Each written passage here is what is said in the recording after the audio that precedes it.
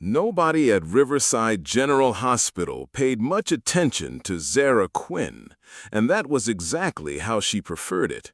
She clocked in early without fanfare, pulled her dark hair into a low bun, and moved through the busy halls with quiet efficiency. As a rookie on a 6-month probationary period, she was still navigating the complex hospital hierarchy. Most opinions of her weren't flattering. At 28, older nurses thought she was starting too late, and her credential badge bore a state nursing program and a GED rather than a prestigious university name. Yet Zara possessed a profound, unshakable stillness. While others panicked in the screaming chaos of the emergency bay, she never flinched. Behind her back, they called her cold and robotic. To her face, Dr. Marcus Hale called her incompetent. Hale was an attending physician who wore his white coat like armor and excelled at making nursing staff feel invisible. He had targeted Zara ever since her 3rd week when she quietly flagged a dangerous medication dosage he had prescribed for a pediatric patient. The child was saved, but Hale's ego was bruised. Since then, he made a habit of trying to humiliate her during rounds. That morning, he stopped by her supply cart, trailing 3 residents. "Quinn," he announced loudly, "what's the protocol for a tension pneumothorax in a patient presenting without classic tracheal deviation?" Without looking up from her inventory, Zara answered flawlessly. She detailed needle decompression, the exact anatomical landmarks, gauge sizes, follow-up thoracostomies, and patient monitoring parameters. She spoke like someone who had lived through the procedure, not just read about it. Scoffing to mask his irritation, Hale dismissed it as a mere textbook recitation and told her to get back to stocking.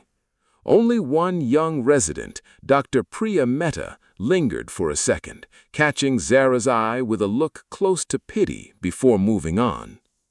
Later that morning, the emergency department erupted into chaos. A multi-vehicle highway accident sent 7 critical patients through the doors in under 40 minutes.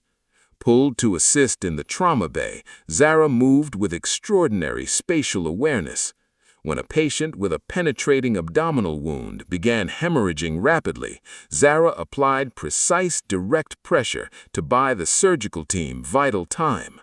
Minutes later, when a teenager arrived in severe respiratory distress and the attending physician froze, Zara smoothly handed him an already assembled intubation kit with the correct blade and tube size. She didn't announce herself, she just did the work. Dr. Hale arrived 40 minutes into the rush. Seeing Zara, he immediately walked over to the veteran charge nurse, Sandra Ochoa, demanding that Zara be documented for operating outside her scope. Sandra, exhausted from 30 years of emergency medicine, snapped back. She operated well within her scope. Without her, this morning would have been significantly worse.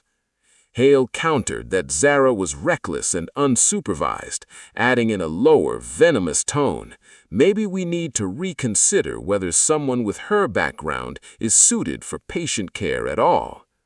Standing 10 feet away with a biohazard bag, Zara heard every word. She didn't rage. She calmly tied the bag, stripped her gloves, washed her hands, and walked to the staff bathroom. Pressing her wrists under cold running water, she breathed methodically.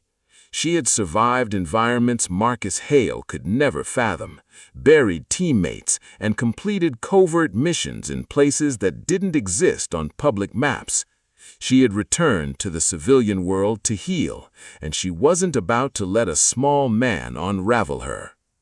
Everything changed the following morning at 9:47 a.m. A call came through to the hospital security desk. The caller, speaking with absolute military professionalism, provided a federal agency verification number and announced that a team would arrive at 10:15 a.m. for brief, non-disruptive access to Zara Quinn. The credentials checked out perfectly. The administrative chain was notified, and Hale was looped in, assuming it was an investigation into Zara's alleged recklessness. At 10:12 a.m., 8 figures in subdued tactical clothing entered the lobby. They moved with a practiced, synchronized rhythm and an intense situational awareness. Announcing they were there for Zara Quinn on a personal matter, their presence brought the entire lobby to a standstill. Upstairs, Sandra touched Zara's arm and told her people with federal credentials were waiting for her.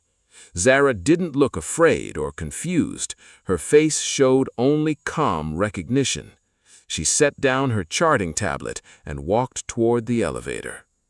Dr. Hale had positioned himself prominently in the lobby to watch the unfolding drama.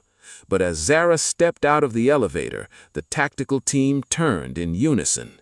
The leader, a broad-shouldered man with a weathered jaw, stepped forward. He didn't offer a handshake. Instead, he snapped into a rigid, formal military salute. Behind him, the other 7 followed suit. 8 highly trained operatives stood at absolute attention, saluting a rookie nurse in mint green scrubs. Zara stood up straighter, shedding the smallness she usually wore to avoid trouble, her body instantly remembering its training. She returned a clean, exact salute. The team leader spoke clearly, his voice echoing through the silent lobby. He revealed that 3 weeks ago, an anonymous tip from Zara allowed their unit to intercept a catastrophic domestic terror plot, saving hundreds of lives. They had spent weeks tracing the untraceable intelligence back to her.